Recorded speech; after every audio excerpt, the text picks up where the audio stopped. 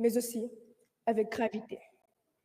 Car ce dont nous parlons aujourd'hui ici n'est rien de moins que l'avenir de notre pays. L'école sénégalaise est en souffrance. Elle souffre du manque d'infrastructures adéquates, d'équipements insuffisants, de classes surchargées, où il devient difficile d'apprendre et d'enseigner. Elle souffre du manque de manuels scolaires, de laboratoires dignes de ce nom, de bibliothèques vides là où elles existent encore. Elle souffre de l'angoisse de chaque rentrée scolaire où nous, élèves, ne savons pas si nous irons au bout de l'année scolaire sans interruption.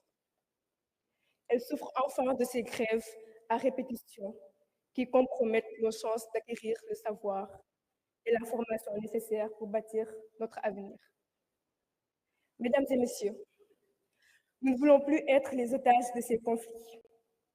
Nous ne voulons plus voir nos années scolaires amputées par des interruptions qui nous échappent. Nous comprenons les revendications des enseignants. Nous respectons leur engagement et leur combat pour de meilleures conditions de travail. Mais nous, encore une fois élèves, avons un message très clair. Nous voulons apprendre, nous avons le droit d'apprendre.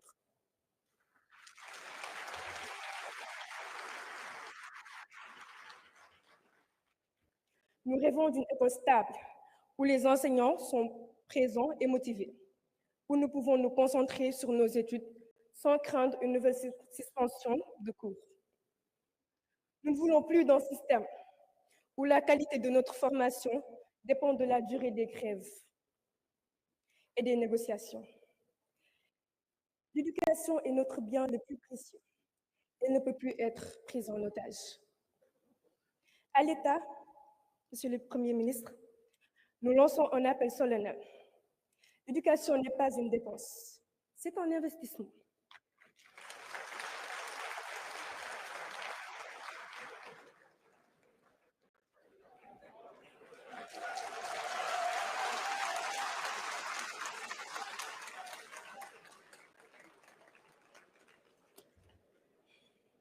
Un pays qui veut se développer doit donner à son école les moyens de réussir. Cela passe par des infrastructures modernes, des enseignants bien formés et motivés, des ressources pédagogiques adaptées à notre époque. Cela passe aussi par une planification rigoureuse qui anticipe et règle les problèmes avant qu'ils ne deviennent des crises. Monsieur le Premier ministre, Mesdames et Messieurs, nous, élèves du Sénégal, voulons croire en un avenir meilleur. Nous voulons croire que nous ne sommes pas condamnés à voir chaque année notre parcours scolaire mis en péril.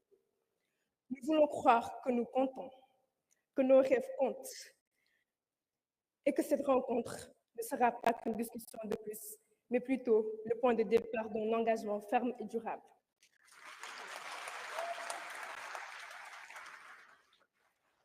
Le Sénégal de demain se construit aujourd'hui dans nos écoles, nos lycées et nos universités.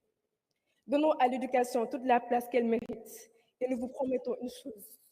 Nous ferons honneur à ce pays. Nous porterons haut son flambeau. Nous bâtirons une nation forte et prospère. Je vous remercie.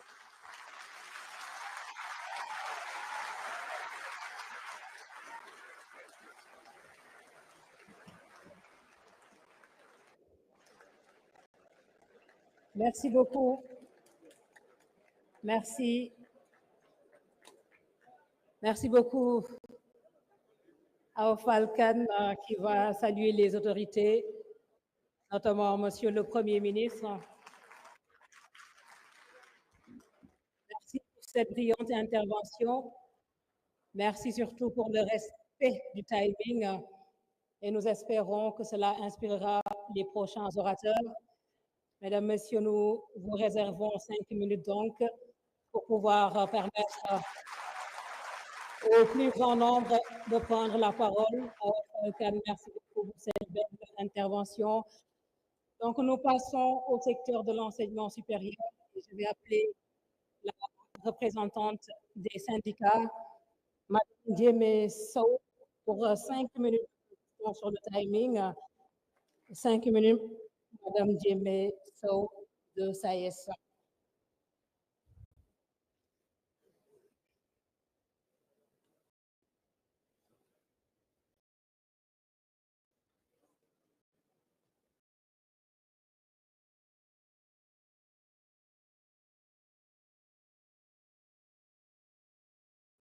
Merci, madame. Bonjour à tout le monde. Monsieur le Premier ministre, merci d'avoir organisé cette rencontre. Je vais juste rappeler en Wolof ce qu'on dit. Magum waxoon naa ko moo gën magum xamoon naa ko.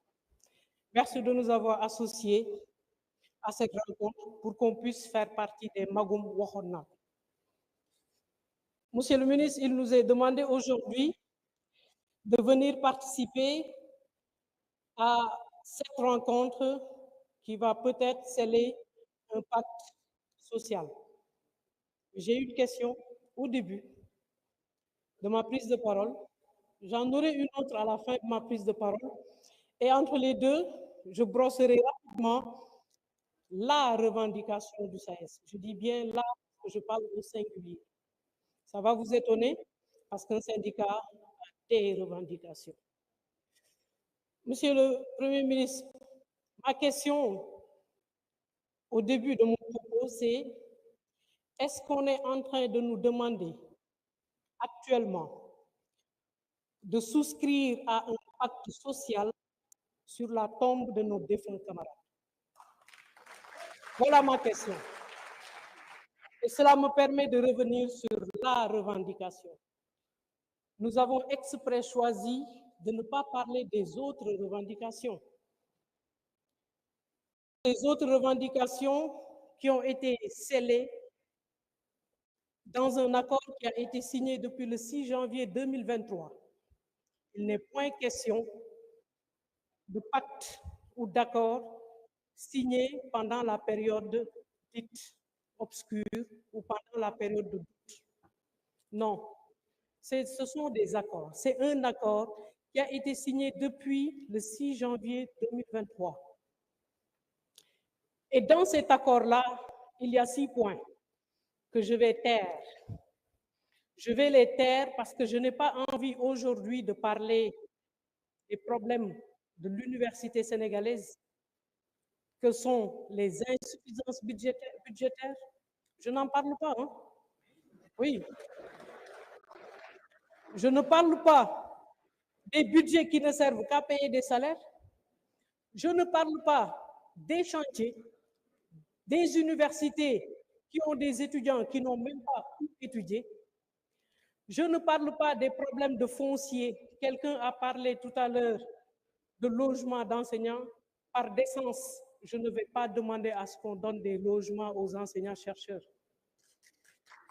Par décence et par sensibilité par rapport à tout ce qui a été dit sur la situation actuelle du Sénégal. Le SAES est un syndicat responsable. Mais, Monsieur le Premier ministre, on parle de social. Le SAES est un partenaire social. Depuis 2020, j'ai envie de pleurer parce que je pense à ce que nous avons vu. Je pense aux souffrances que les veufs et les veuves de nos camarades défunts sont en train de souffrir. Monsieur le Premier ministre, imaginez quelqu'un qui gagne 1 000 francs par mois, qui fait vivre sa famille avec 1 000 francs par mois, qui cotise avec ses 1 000 francs par mois. Et un jour, il décède. Il décède, il aurait espéré que ce qu'il aura cotisé avant sa mort puisse revenir à sa famille et qu'on dise à cette famille, vous aviez l'habitude de vivre avec 1 000 francs par mois, désormais, vous allez vivre avec 1,3 francs CFA. C'est ce qui se passe actuellement, Monsieur le ministre. Les veufs et les veuves des enseignants-chercheurs sont aujourd'hui réduits à une situation d'extrême pauvreté. Nous avons vu ça et nous avons du mal à les voir comme ça. Et pourtant, leurs défunts ont cotisé, Monsieur le Premier ministre. Nous savons que vous ne savez pas. On vous a trompé. Je dis on vous a trompé parce que je suis poli. Parce que nous vous avons rencontré, Monsieur le ministre, dans votre bureau. On était le 13 décembre. Nous vous avons expliqué la situation. La situation, c'est que les veufs et les veuves ne perçoivent pas ce que leurs défunts maris ont cotisé. Et ces défunts maris ou épouses qui ont travaillé jusqu'à la retraite, on ne leur reverse pas cela. La revendication du SAES, c'est la reversion d'un dû. Nous ne demandons pas d'augmentation de salaire. Nous ne demandons pas de l'argent. Nous demandons ce que nous avons cotisé. Et la question à la fin, une seconde pour que je pose une question à la fin.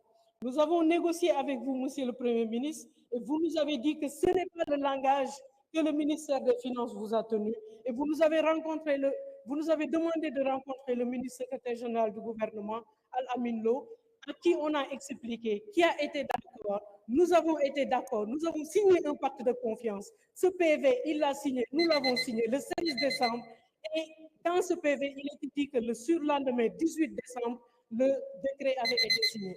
Et ma question, c'est, Monsieur le Premier ministre, qu'est-ce que vous avez fait de cet engagement que le ministre secrétaire général du gouvernement a signé avec le SAES le 16 décembre? C'est la deuxième question. Merci beaucoup. Merci beaucoup, Madame Djemé Sow, représentante du syndicat de l'enseignement supérieur. Merci beaucoup, Mesdames, Messieurs. Nous allons à présent inviter le représentant des étudiants à venir également prendre la parole. Il s'agit de Monsieur Adama Kebe Sow. Monsieur Adama Kebe Sow, pour donc la prise de parole des étudiants.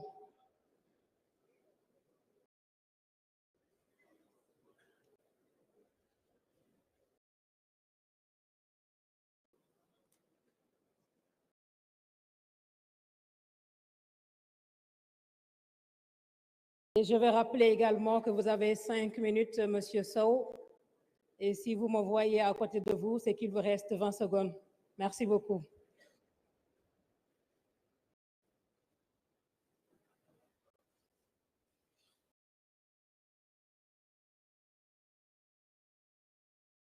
Monsieur le Premier ministre, Mesdames, Messieurs les membres du gouvernement, Mesdames, Messieurs les honorables députés, distingués représentants du patronat, distingués représentants des syndicats, bonjour. Je suis Adama Sokebe, étudiant en Master 2 en ingénierie hydraulique et assainissement à l'Université Iba Der Thiam de Thiès et porte-parole du jour des étudiants. Permettez-moi tout d'abord de saluer cette rencontre qui témoigne d'une volonté d'écoute et de dialogue. Cependant, il me tient à cœur de souligner un fait regrettable. Convoquer les représentants des étudiants en moins de 24 heures d'un événement d'une telle importance et décider qu'une seule voix parlera au nom de toutes les universités, c'est nier la diversité et la complexité de nos réalités. Une concertation sérieuse exige du temps et une prise en compte réelle des préoccupations de ceux qui font vivre nos institutions académiques. Les étudiants ne sont pas de simples spectateurs. Les étudiants ne sont pas de simples spectateurs de la dynamique sociale